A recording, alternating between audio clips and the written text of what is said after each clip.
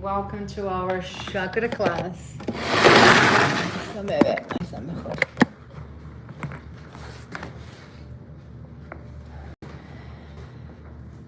So, we were talking about history a little bit before. In the beginning, we talked about Vedanta. We said that these yogis got incredible download of information. Do you remember the time of the Vedas? The time frame. If you wanna use that one, otherwise I can see you maybe. No, don't worry. I just was checking if you remember. But it's 2,500 years before Christ, and we said that most likely it was practiced way before that because they already have all kinds of ornaments and things. So these yogis, they got to the last stage of yoga, samadhi, enlightenment, and through that connection with the source, they receive incredible amounts of information, which compose the Vedas, which are 4 books of knowledge. Remember that? Yes. Okay. And so in the Vedas has information about everything, like we said, the distance of between the sun and the moon, the development of a fetus, incredible things. Like we don't know how they were able to come up with that because they are in the jungle 10,000 years before Christ, and for sure it's because that source through the samadhi, through enlightenment of the intellect, give them all this information. So they also receive information about this energetic anatomy that we have. Okay, so they come up and they said that we have 90% of our energy sleeping. So that was the first thing. Okay. 90% of the energy sleeping. We only use the 10%, which I feel it's a pity, because why are we not using our full potential, right?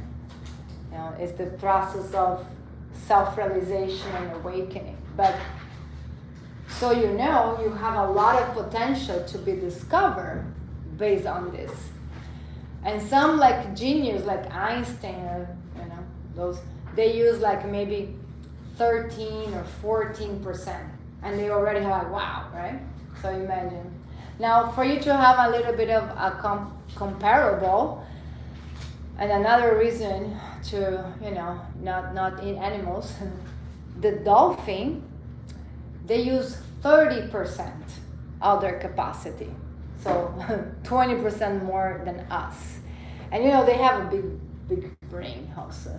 And has many scientific studies about them because they have basically superpowers, the dolphins, to do this ability of using more of this kind of IQ capacity, right? So one of the things that the dolphins can do, for example, is they have like telepathy, sonar. They can be like up in West Palm Beach and send a signal to us here, hey, I'm coming for tea. When you get it, So they can communicate in this like sonar waves, and it's super interesting. They also did some studies like with pregnant females to be around dolphins. Apparently their babies are born like more advanced, like literally more intelligence.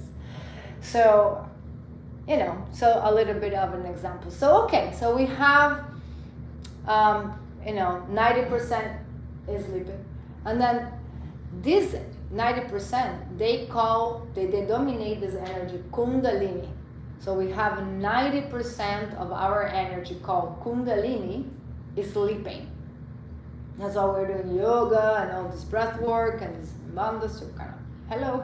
And it's sitting on the bottom of your pelvis. It's sitting there, this energy.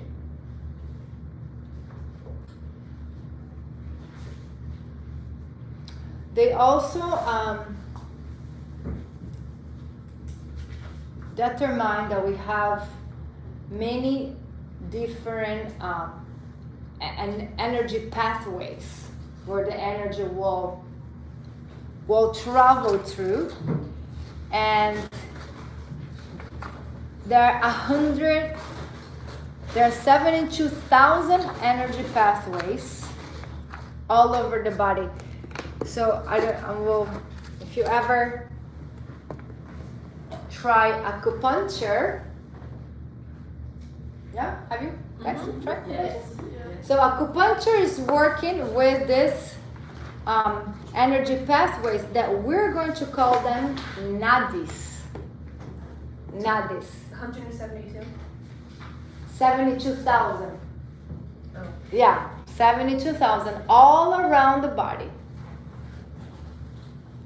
That's why in acupuncture they can treat your liver on the ear, they can treat your lower back on your foot, because these pathways, these nadis, like they travel through entire body, 72,000.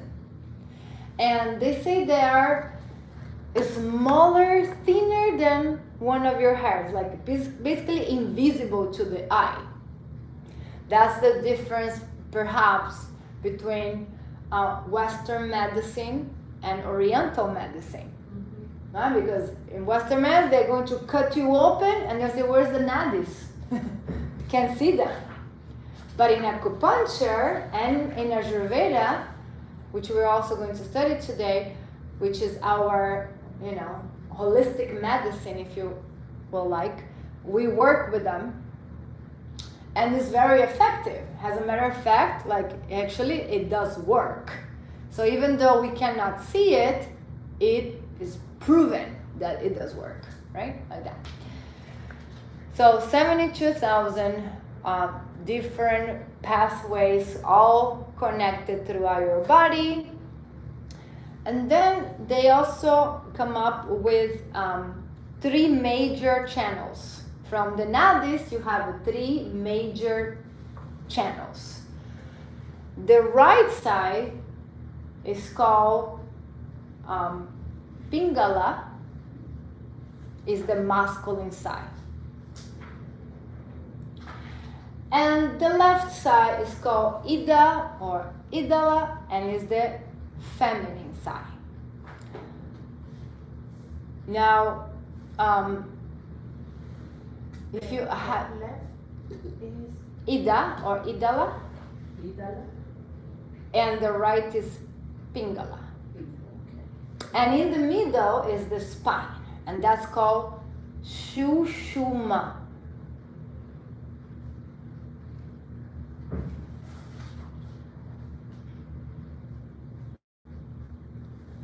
If you ever seen the symbol of medicine nowadays, is a sword with 2 snakes that go around and cross. That is based on this Vedic energetic anatomy. So the right is female? Or The right is masculine and the left is feminine. And they go like this, like spiraling around the spine, like a vortex, like a spiral. Boom, boom, boom, boom. And they cross on the third eye. They cross on the ajna. It's the same way we do that breath, right? Yeah. Mm-hmm. No, that's pranayama. Yeah, but the side is the feminine, and the left is the feminine, and the right is the male. Yeah, it's always going to be like that. It's always going to be like that. Right masculine, left feminine. Makes sense, no? Because the right is like, let's go. And the left is like, huh. So those are the most important nadis. We have 72,000, and those are the 3 majors. I will put on the WhatsApp after the symbol of the medicine, but it's just like that. It's just a sword, which represents our Shushuma, our spine, and then the 2 snakes, the 2 channels. The snake also represents Kundalini energy, and they face each other in the third eye. So that's, something that you might want to visualize. It's like a spiral around your spine. And then, then they also realize that we have centers of energy in the body. So we have 107 small centers of energy called marmas. In Ayurveda we do Abhyanga massage that is based on marma points. That can be some sort of like trigger point as well. So I think it's 108. Apparently the thought patterns are also some sort of, but no, in the books are 107. So we're going to stick with that. So 107, and where are they? These centers, smaller centers of energy. Where are they? In the joints. You have them actually inside your palm. Remember that we did the other exercise to feel the energy of your hands when you're doing Reiki also, right? And you can feel it. So, and this is how we project energy, and we can maybe heal. If you have, for example, your wrist hurting, you can put your own energy to heal there, So in the palms, we have it on the elbow, we have it on the shoulder, we have under the knees, Janu Marma, we have on the ankles, we have on the sit bones, we have on the clavicle, we have here, we have around, if you have migraine, like above your ear, and then behind the ear and around, and then we also have like in the forehead, in here, so many, 107. But they're all kind of related with, some other point quality marmas. And for example, when we're doing certain asanas and we're doing overextension of the joints sometimes, which we do in universal yoga, and we squeeze the joints, like so many, again, some of the joints have 3, some of the joints have 6 mobility, like you can turn. But when you squeeze these joints, then you are like making influence in these small centers of energy. That's why it's also very good to really think through what is the intention, what energy point do you want to touch if you squeeze that. And then it will also have an energetic effect on the person. But okay, and those are the smaller centers. They also realize that we have bigger centers of energy, and they denominate them chakras.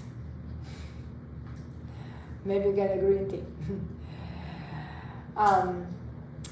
Chakra translates to like disc or wheel, if you like. So they're like wheels, they're spinning. Maybe if it's well balanced clockwise, if it's negative balance anti-clockwise, maybe it's stagnated, like it's not moving, there's no energy in that chakra. And each chakra is related with an attribute, and they are located on the spine, on the Sushumna channel.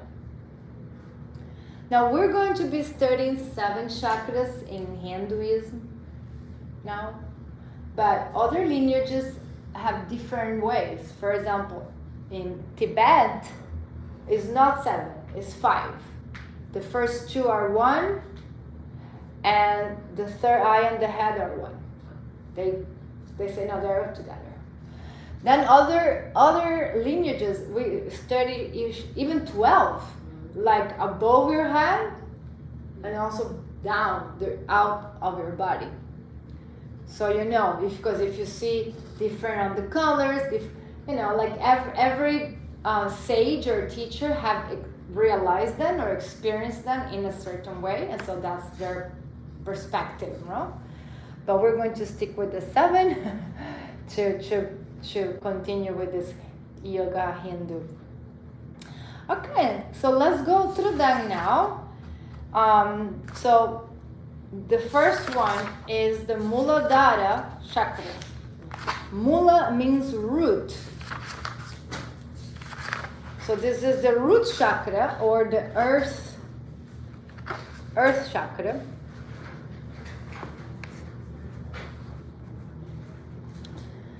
Another thing that I need to say is like the chakras have like a cone shape, and they go from the front and from the back. That's why if you, I don't know, doing downward dog and put your hand in someone's between their shoulders, you're touching their heart. So they're, this way, both sides. But Muladhara is, again, the earth is located on the bottom of your pelvis, on your coccyx. This is where the Kundalini is sleeping. Is related with your bladder and kidneys. And you need to know everything about the chakras. Everything. Color red.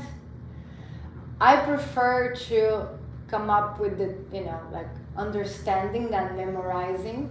So if it's the earth element, what is that the earth will be giving us? Grounding. Security, stability. This is the roots, no? We will talk about this also. Like if you don't have roots, if you're not grounded and stable, things will happen to you, like something maybe not pleasant, like like maybe you are counting with your job and you've been in your job for 20 years and then it's gone. And so you cannot, if you have strong roots, you will not bounce. If you don't have roots, here comes a storm in life and you lose it. The guys without roots. So you need to have roots. Tal como seguro en la vida, secure in life. So that would be a balanced chakra, right? Someone that is grounded, that they know what they want, they know who they are. But if you are ungrounded, then you're like, I don't know if I should be a lawyer, if I should be a veterinarian, if I should be a yoga teacher, should I move back to LA? I don't know, what should I do? There's no grounding. No, le falta balance that center, like figure out. And we all go through those moments, but if you have a friend like that is going through that, then you can say you might need some grounding. You might need some grounding. So how are we going to balance that? So earth, number 1, go to nature. Go to nature, go to read a book under a tree, put your back against the trunk. According to my teacher, all yogis needs to be in nature once a month. Once a month for these purposes.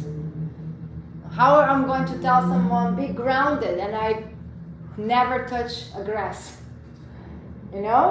So you gotta walk your talk. So, go in nature. And if you can, like I was in Costa Rica before the teacher training for like 10 days and climbing trees and waterfalls, like really getting that earth element in, right? But if you cannot do that, you can always go to a park and, and get that element nourished for you. Even the beach is the earth. You know what I mean? Sit there and feel the connection, and you will feel much better. You will feel more centered, right? Because it's red color, eating foods that are red, dressing red. Also, this is this color. So peppers and apples and. I also read that there are certain chords and music that align chakras, right? And so the C chord, music that's played in the C chord also is. Yeah, it's like a do re mi fa sol la si. They have like notations. Yeah. Yeah, but here in Hinduism, the way that we're going to do is with the bija. So the sound is called bija sound, which is the seed sound. bija is the seed sound. And what is the sound for this one that we just did? Lam. So that would be great. It's almost like calling the name of the chakra. And we just did it one time, you know. Lam. Looking for that vibration. But this other enlightened teacher in New York, Dharma Mitra, who has the poster in the other room, he will do 7 times each chakra. So it will be the lam, lam, lam, lam, lam, lam, lam. A different way. Whatever resonates with you. But visualizing red, being the earth, chanting the sound, that's going to activate the chakra. And this is the first chakra. The chakras, you know, the energy is sleeping again here in this Muladhara, so is where everything starts. So in order for you to start having the Kundalini going upward, you want to start with that chakra, right? So being grounded, being secure, finding out, again, what is your tribe, also has to do with survival, right? With the basic needs, because we're talking about security. And that's why, you know, sometimes spiritual people don't talk about money, but hello, like if you don't have where to sleep, you don't have how to pay your rent, you don't have how to pay your expensive cell phone, it's not going to have a lot of peace of mind. So you must have your basic needs met. And then you can practice meditation. Survival, roots, security.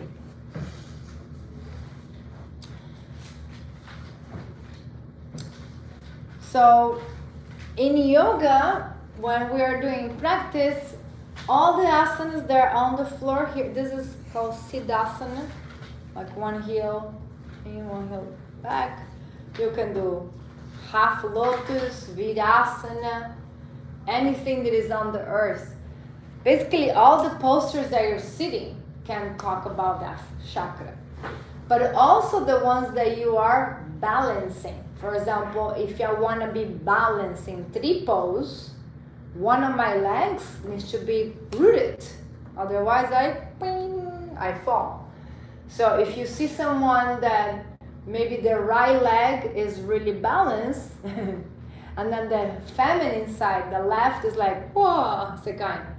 They're falling off. So you might even say you might want to nourish your feminine side, because their left side is, you know, not balanced. Right? Things like that. So, 3 pose, Sukhasana, Janu Sirsasana, one leg bend, one leg extend.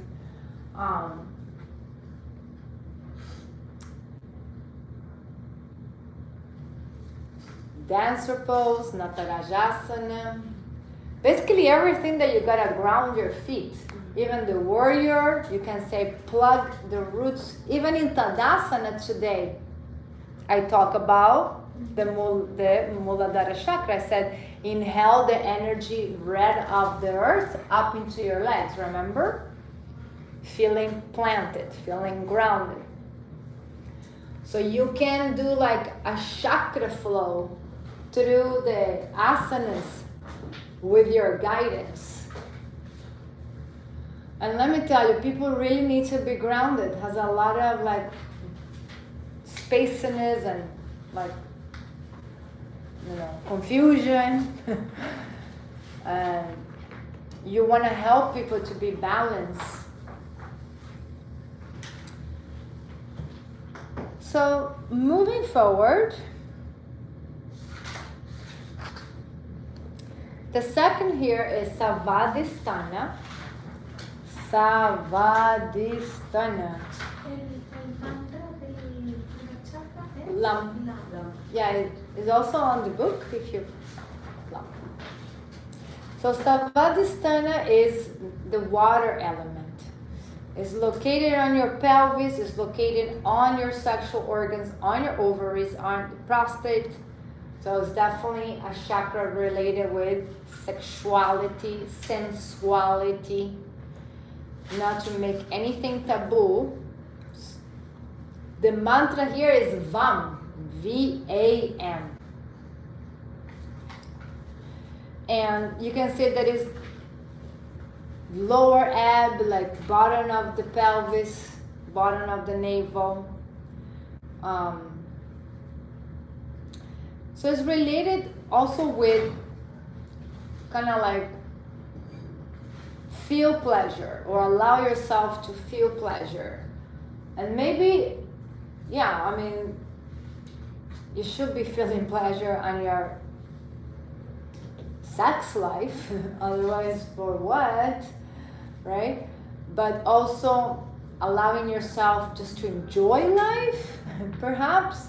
A lot of people don't take vacation, or they're like, you know, basically hard working all the time, and allow yourself to enjoy without guilt. Enjoy without guilt. That can be related with sex or not related with sex. The ability to enjoy. I'm going to enjoy this, and you know, sometimes we're too rigid with ourselves, you know, like. And we talk about healthy sexuality in the sense of brahmacharya and tantra, like we are promoting quality versus quantity. So that's another thing. If you have a lot of sex, you will feel depleted. And harvesting, cultivating your sexual energy for a conscious encounter with your loving partner, it would be much more powerful and beautiful. But also you can transmutate the sexual energy. Like if you don't have a partner, and so what do you do? What do you do with those fires, those energies there? Then you can put the energy back into your sadhana practice. Put that energy maybe to build your business, your website, and it's called transmutating. Like you change the alchemy of that sexual energy. So if you do that, you're going to have a lot of creativity. You know, the water is like not rigid, moves and flows. The water has this sensuality, movement, and if you have a lot of creativity, number one, you will never be depressed. You will never be bored.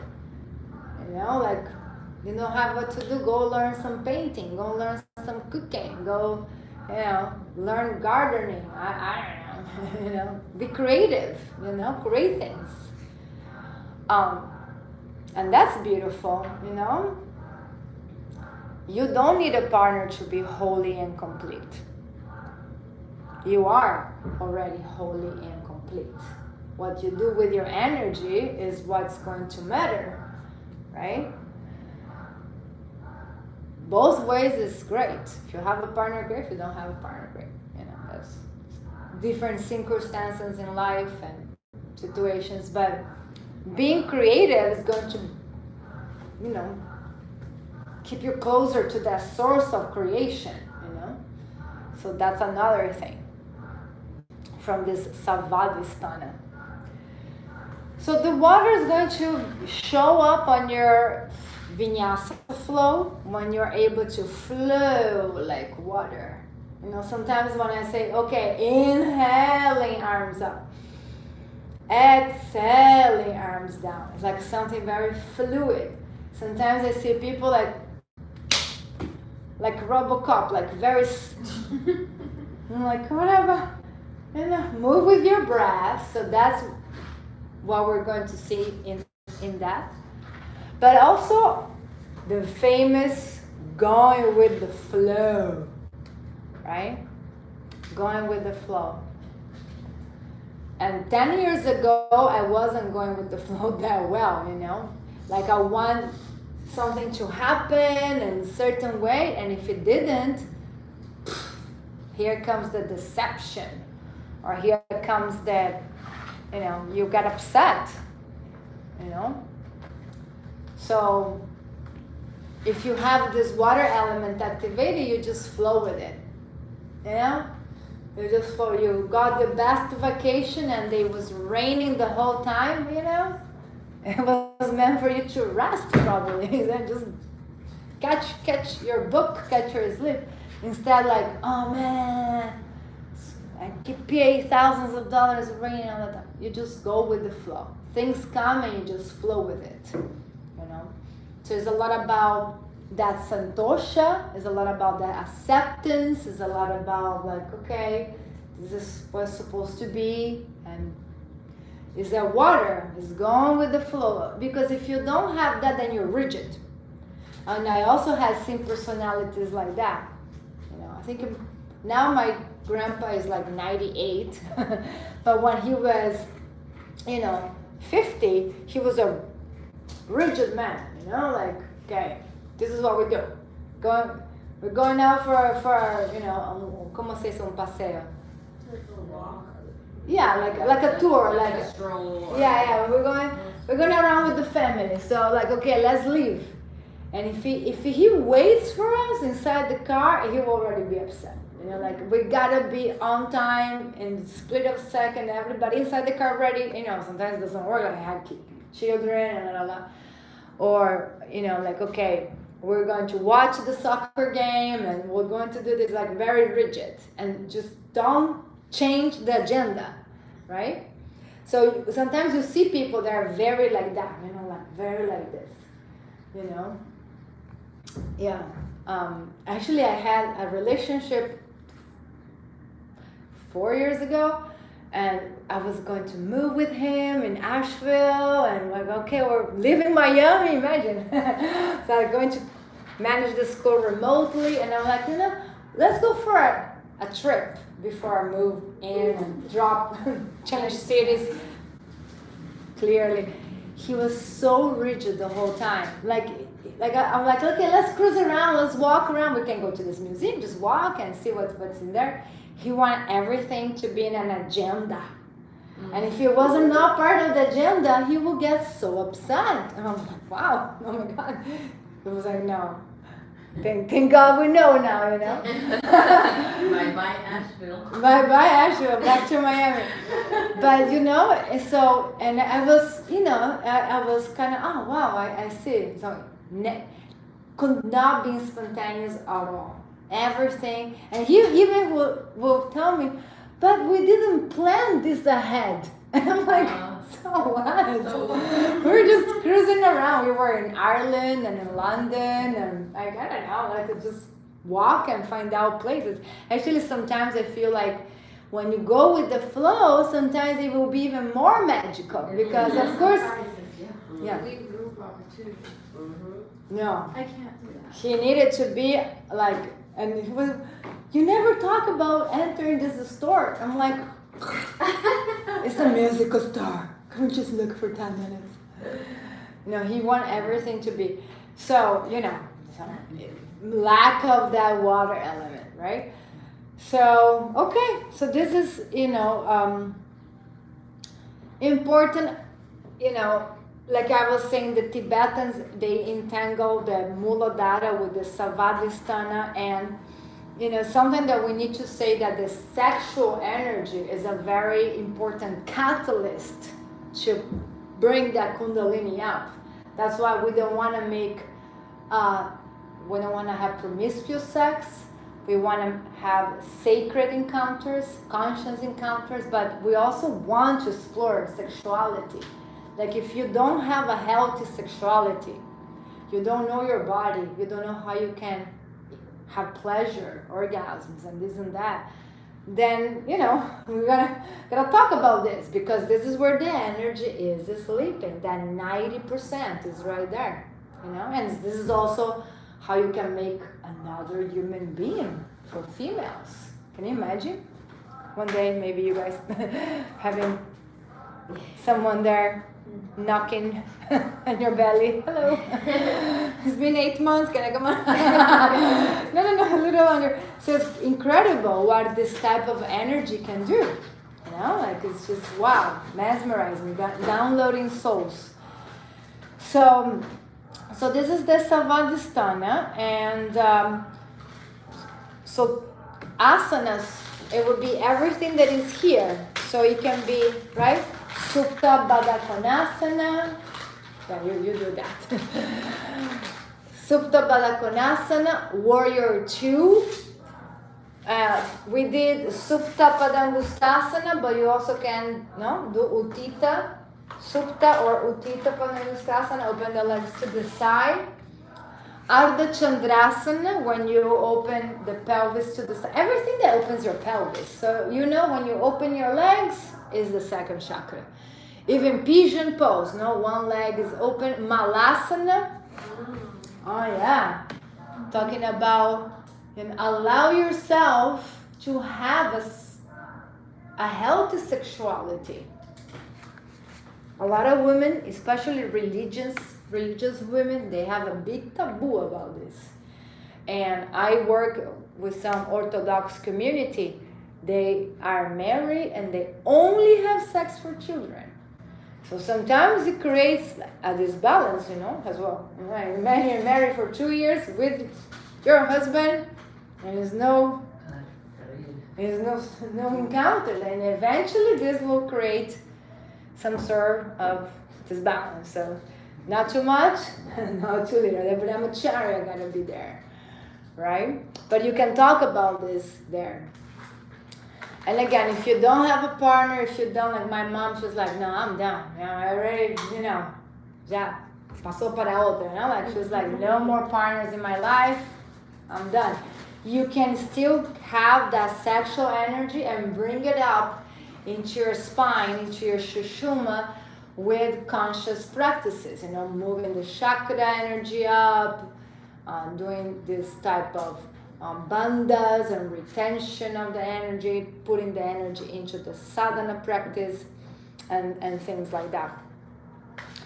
And another one important thing that we need to say here, do you guys need more asanas? That's you understand, no? Mm-hmm. Konasana, Baddha Konasana, Warrior 2, everything here, remember. Navasana, maybe as well, a little bit. But yeah, one thing that I want to mention here, you can write his name, is called Dr. Emoto. Emoto. Yeah, I met him and I trained with him. Really? And a week later he passed. Oh my God. I was like lucky and sad. Oh. But that, I don't know why this planet is called Earth. 70% of the planet is water and 70% of us is water. They're saying now that we're more water. I just yeah, so definitely we are a lot of water. So Dr. Emoto, he is a scientist, I think, from Japan, and he put molecules of H2O, of water, under the microscope, and to some of those he say beautiful things, I love you, you're beautiful, compassion, forgiveness, and to others he basically say the other, you're horrible, you're good for nothing, you're no good. So then they took pictures, and from those molecules that you were sending a good frequency, a good vibration, they make like diamond-shaped, beautiful mandalas. and the other ones they became dark and ugly. So it's proven that that's also going to affect us. So that's why, whenever you have kids, or you can even do it with your own plants, and test it, like if you say that, oh, you're beautiful, I love you, and the plant's like, ah, but you say, I hate you, you're terrible, you're just an ugly plant. So it has a lot about how vibrations will affect us, and that also happened with us because it's proven by science, and he published books all over the world in so many different languages, and you can see the pictures.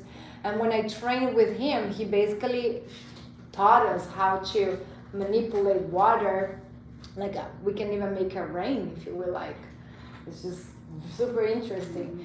And another that those people that were planning like bad things and they were just drinking water and they got poisoned by the water. They finally noticed it was the water because what they were doing in that room was very negative. What room, honey? No, there's a story that he tells. Oh, yeah. And get poisoned. Yeah, one of the things that he did that was amazing was he took the dirtiest water of the whole world. He took water from the Ganges, water from this river in São Paulo that is like basically shitty river. It's like just mud river, So he put those in his lab, and then for many weeks he told the water, I love you, please forgive me, like this, and the water purified herself. So what that tells us is that water has independent intelligence. Okay, so one of the things that you can, we're talking a lot like rituals. One of the things that you can do is charge your water before you drink.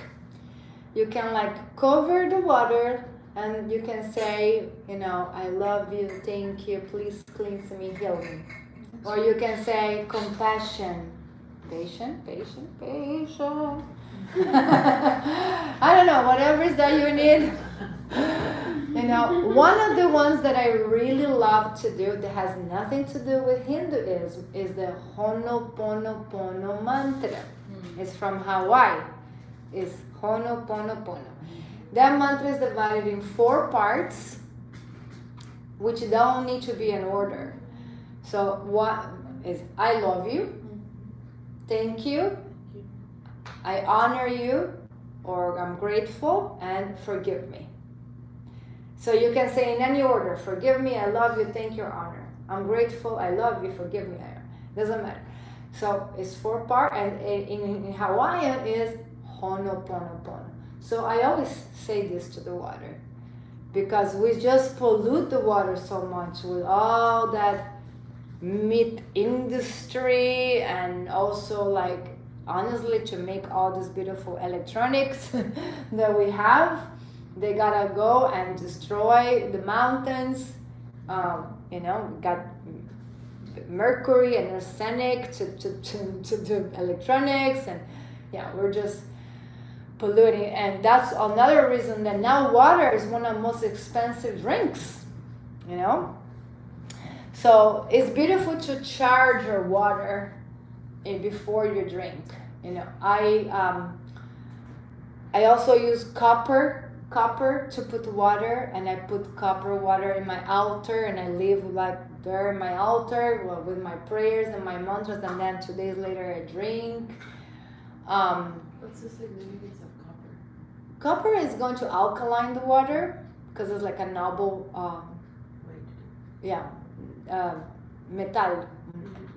metal, a noble metal, So it's going to alkaline the water.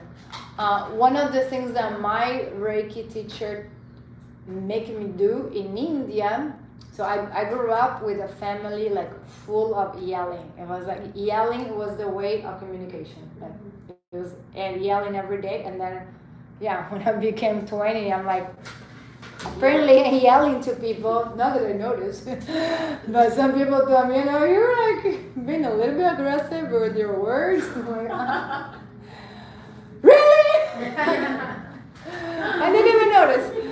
So I needed to do some healing on my throat, So one of the things that we did in India, I will put water in a blue glass, and I will put the blue glass on the sun.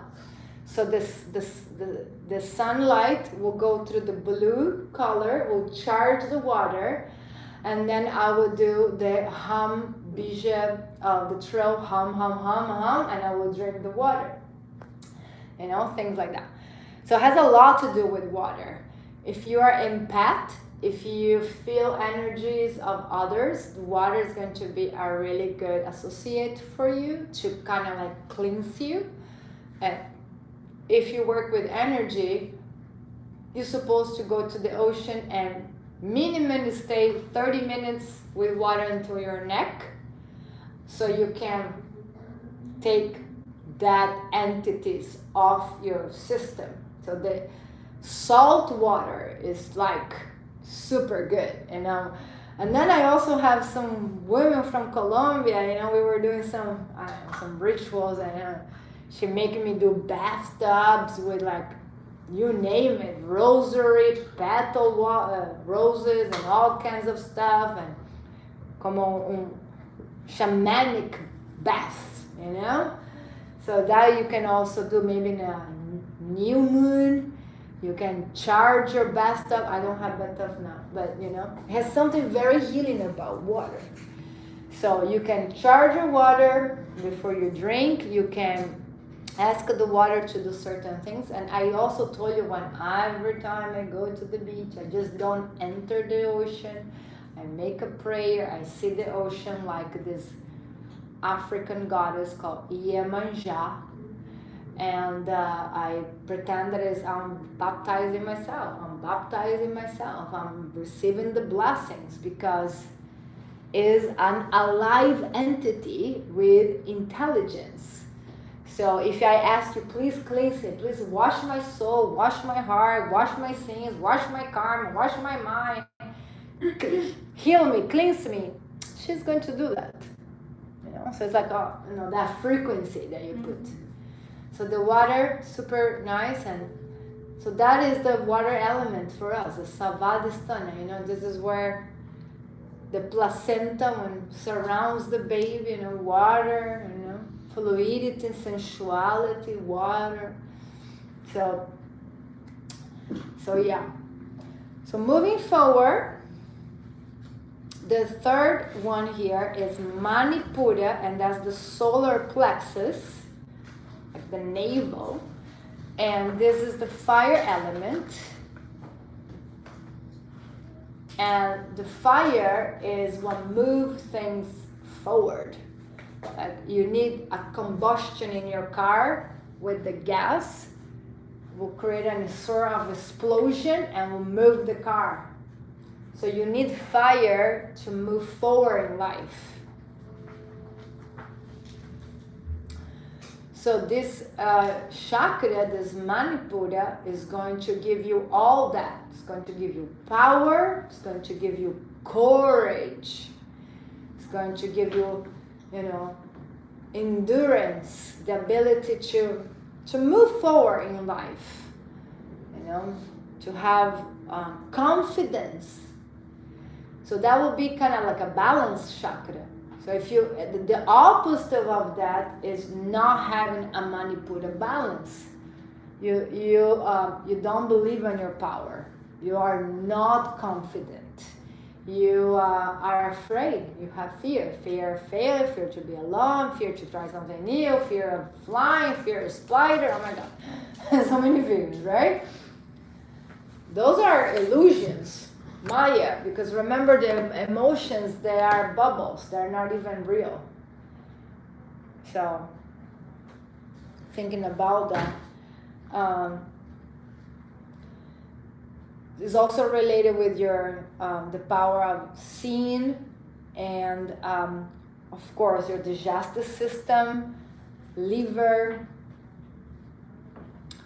and we also have a lot of brain cells in the stomach. How incredible is that? So sometimes when I say, do you have the butterflies feeling, the gut feeling? So this is also related with the center. It's almost like you feel it here. Feel it here. Yeah. So the fire is something that, again, without fire you cannot do nothing. You cannot do spiritual practice. You can, because the spiritual practice is for warriors. Carmen, the Kundalini teacher, she just invited me for her birthday. Next Friday, 3:30 a.m. to do sadhana, 4 a.m. That's her birthday. I'm like, my only day off? Really? So, if you don't have the fire, you are not a warrior. You must have power on your navel, The fire is also related a lot in Ayurveda. And Ayurveda is one of the main elements, like everything, right? It's called Agni. And that is the fire that is going to digest your food. If you don't have a good fire, you're not going to have good digestion. And if you don't have good digestion, you have constipation and you have leftovers, in the long run you will have disease. So the fire is super, super essential, and allows you to have this confidence and this willpower to move forward. And in yoga, every time that we twist, it will be the Manipura. Every time that we move the stomach, the belly. So all the twists, you can talk about something like engage your inner fire, activate your power within. I'm getting poetic. Burn your fears. You are not your fears. You have an incredible potential inside yourself. So every time that you revolve, so we have Pravrita Parshvakonasana, the twist side angle. We have the twist triangle, Pravrita Trikonasana. This is Ardha Matsyendrasana. Today we did the one on the floor, Supta Matsyendrasana, on the floor. So every time you move your belly, also Navasana, any core work, and it's engaged in here. And this is very good for people that have depression. Because if you have depression, you need an insert of power, of energy. So if you feel down, and again, I am also just like you, So sometimes I feel depressed, especially on the holidays. So then what I literally do abs. I do abs work and I feel much better. Yeah, I don't let myself get my fire. The fire needs to be strong. And then what happened? I feel empowered. So you need to have. So it's not about aesthetics that you will need the six-pack. Not at all. But you do want to have a strong core. It's like testing. You can make it harder. Right? So for this, for example, in Ayurveda, we never have cold drinks. Always room temperature or preferably warm. 2, increase that fire. Imagine you want to increase your fire, and here in Florida, they always give you a cup full of ice. You know what I do? I always throw it on the plant. Every single time. I never have cold water. There's no need. Plus, you're going to spend more energy bringing the water. So instead giving you get tired because you spend calories making that water room temperature. You're not cold inside, right? Having spices, that will increase your fire. Literally cayenne pepper, black pepper, things like that. Jalapenos. Now, if you have hyperactivity, insomnia, and things like that, then maybe not. So, and it's such a thing like having little fire, then you need to be stimulated, like, okay, let go, you have, or the other way around, we have situations where is a lack of fire, is a over fire. And when in that case people are like arrogant, perhaps, you know, like you come close to them and they are burning you, you know, they need to have the last word, they always right, they always talk over you, it's like fire coming off their body, you know what I mean? There's people like this out there. So then you don't need spices, you don't need any more fire, you know, be careful. So just see, you know, like that. Drink some cold water. Yeah, some aloe vera. Okay, so moving forward, the Anahata is the heart chakra. Now we are in the higher chakras, and this is the air element. Oh, sorry, for the Manipura is Ram. We just chant R-A-M, the sound of a warrior, okay? Ram. Anahata sound is Yam, like yummy. And is located on the heart. Sometimes I say pink, sometimes I say green. I relate it with like forest and flowers because it's the air. Is related with your lungs, liver as well. You have a gland in your sternum called thymus. So that's why when you do like the Anjali Mudra, it's really nice to put, you know, we also do tapping, EFT, when we tap. And thymus is responsible for your immune system. And it's right here on your sternum. So if you feel like getting sick, you might want to do some tapping, like Tarzan. But this is the harder chakra because, okay, love, it's not just love, it's unconditional love. Would you love the person that steal money from you? Would you love the person that betrayed you? Would you love the person that hurt your sister? Would you? Probably more challenge there. So this is related with forgiveness. This is related with compassion.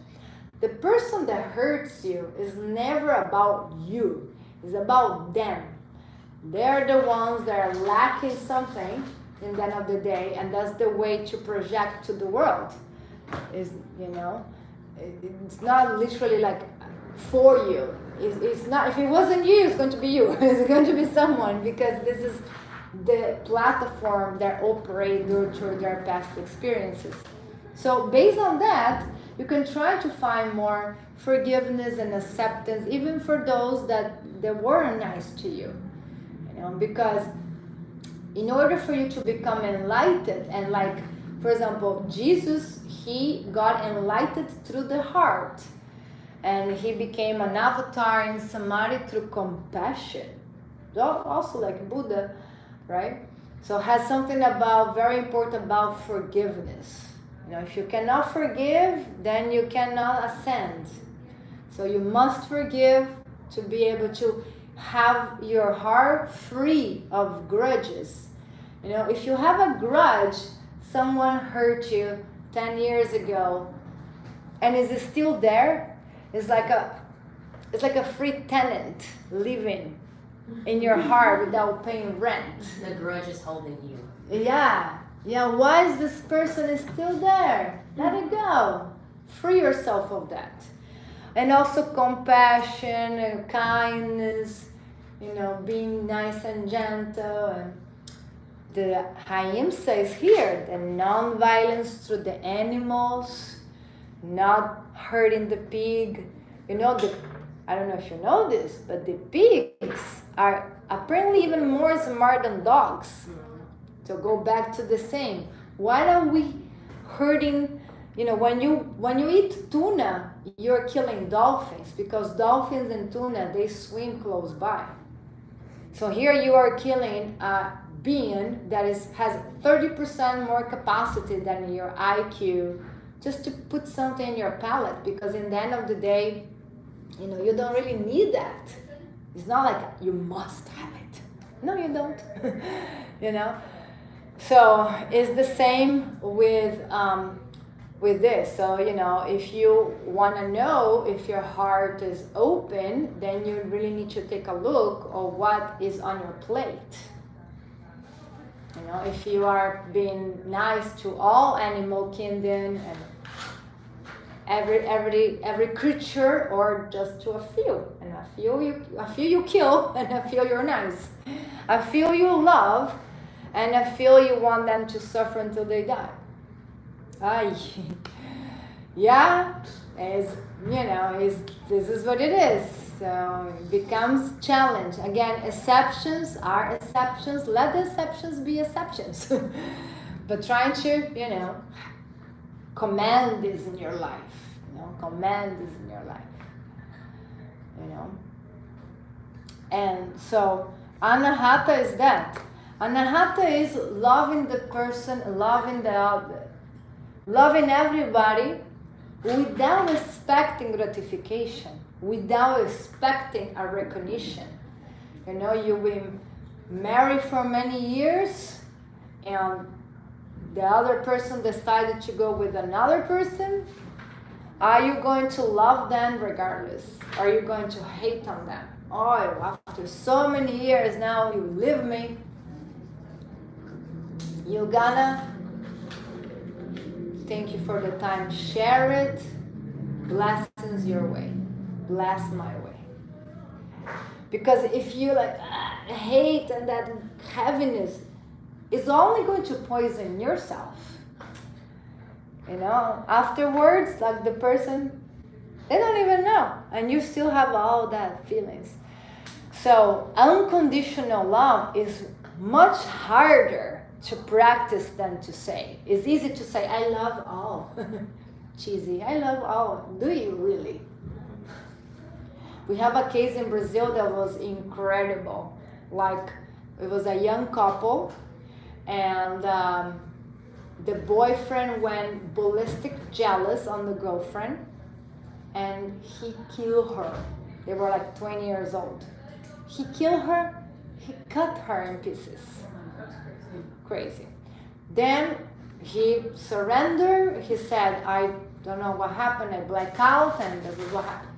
And I'm so sorry about this. And of course, he life in jail. Yeah. Then the mom of the girl started visiting him in jail, and the whole country was like, how come can you do that? How come can you become friends with the killer of your daughter, right? And she said, give me goosebumps. And she said, I already lost my daughter. I can maybe through my love, maybe forgive him and save him. And the whole country was like, my God, you're like a saint, woman, because so unconditional love is loving independent of the other person will love you back or they don't love you back. You just love. You love, and you just love, and you remain in love, and it's a process there. So so check if you have selfish love, because most of the time is a business transaction. I love you if you text me back on a timely manner. I love you if you commit with me, if you show that you are with me and with your family. I love you if we live together. Otherwise, I don't. I love you. I don't know, if you buy me things, if you help me with things. If you don't help me, I don't love you. It's like. And unconditional love is just not. It's not. No expectations. So it's a little more challenge. I think all of us need to self-reflect what type of love we're really having. So every time that we do open hearts back bends, it would be about that.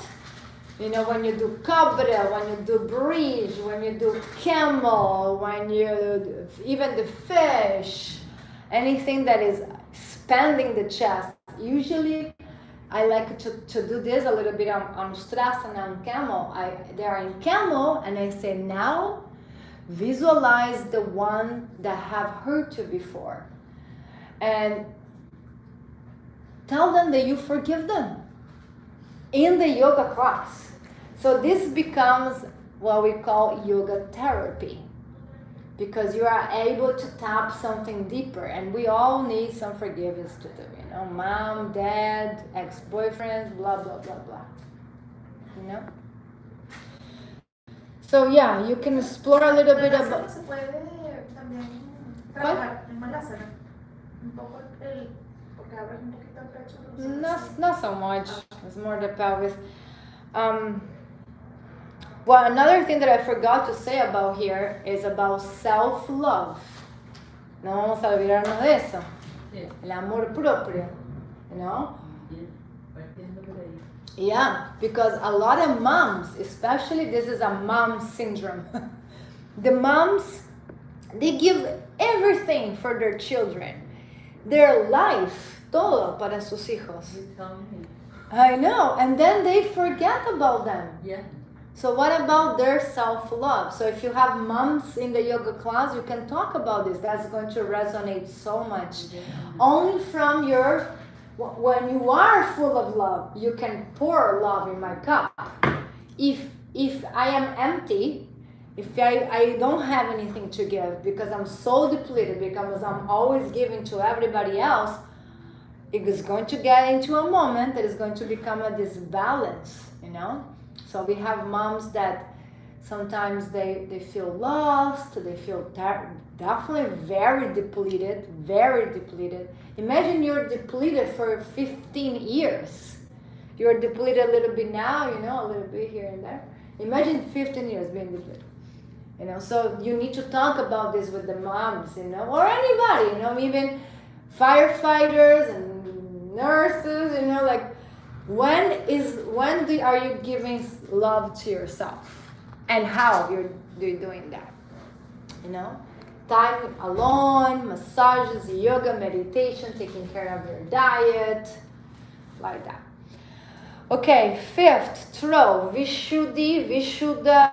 This is the center of communication. The sound is hum. You can visualize some sort of blue there. Element ether is the base of the throw.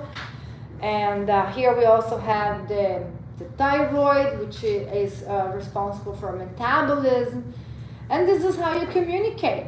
So it's about expressing your truth without harming the other person. When you have this well balanced, you will always also be able to receive messages, downloads, signs. I get those quite often. So sometimes I'm teaching the class and you think I am teaching? I'm not. I get orders. Like I don't, you know, before when I was a new teacher, I will kind of prepare my class and I just show up. I do my parampara. I ask my lineage to give me some power, some strength, and then I am like, okay, what should I do? And they tell me what to do. You know, chant this mantra, talk about this in this chakra. Okay. It's almost like an echo away, like. So that can happen to you too. Maybe it's already happening, you know, receiving and expressing communication, you know. So everything on the throw here, we have a Jalandhara Bandha, we have a shoulder stand, camel fish, and in the same way, like not speaking the truth is at this balance, yelling is at this balance. Not talking is at this balance, talking too much is at this balance. Has something called vipassana, silence meditation, has something called mona. When you like, I had a student that she will come here on Sundays and she will put a label and she'll say, my name is Luciana, I'm in silence today. and she will not talk.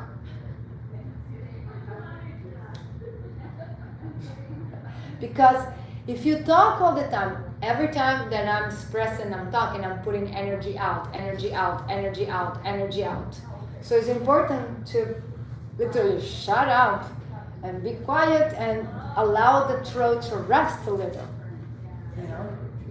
Yeah, silent retreat. A moment of solitude, a moment of quietness. You can define this in your life. Okay, maybe Sunday is your day that you're going to be quiet. A little quiet. Imagine if you work on sales and you're all the time blah blah blah blah blah, you know, 10 calls a day and talking. You need a moment to balance this chakra. So speeding up a little bit. The third eye is the Ajna chakra. This is located between your eyes in the middle of your forehead. The sound is Om. Here is like deep thought or Mahat, the element, and is related with your intuition, your clairvoyance, the ability to be internal guided. We're almost finished. Should I stay? Okay.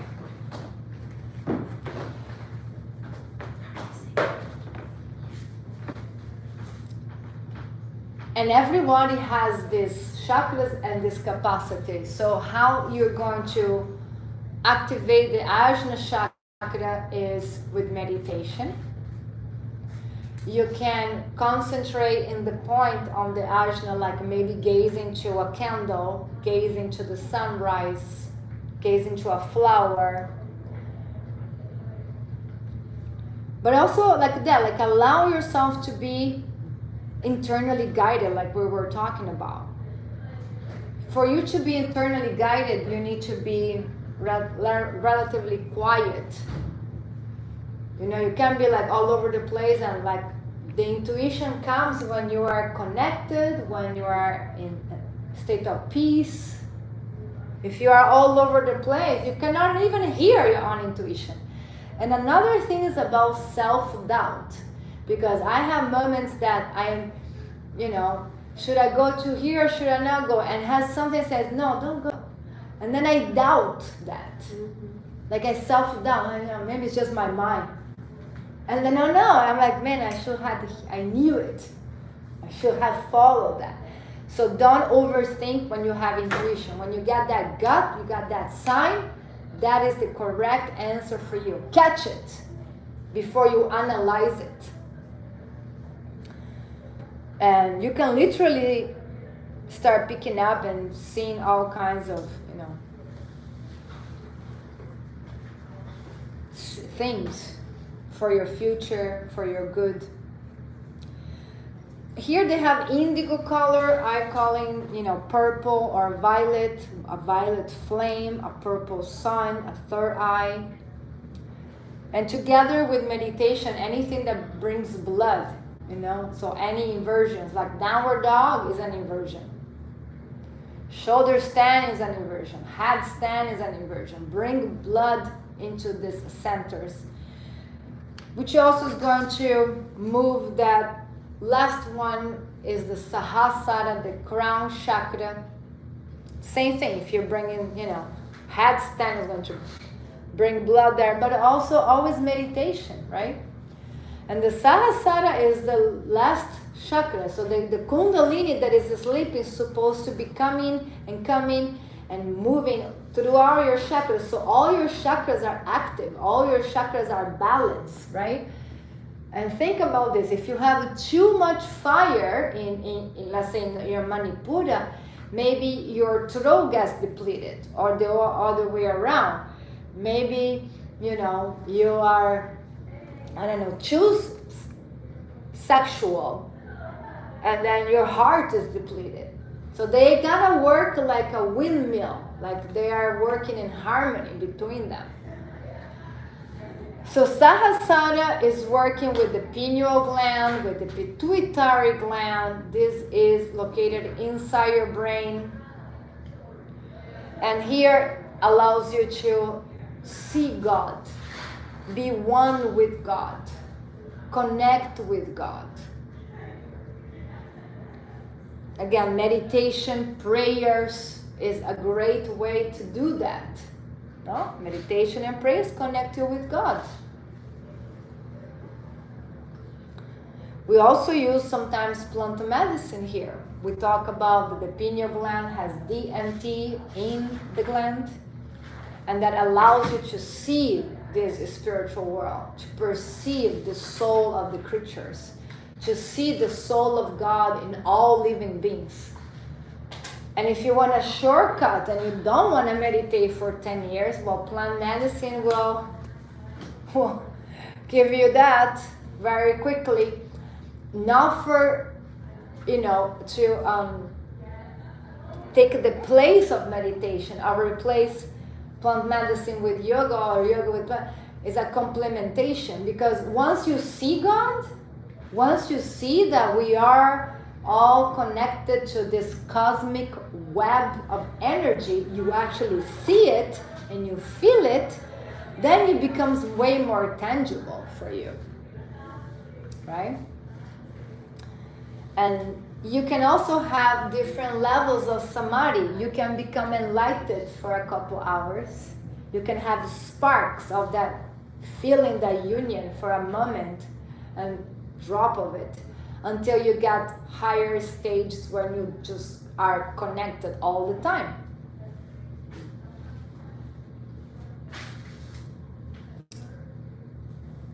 And I think that's all I have to say about the chakras.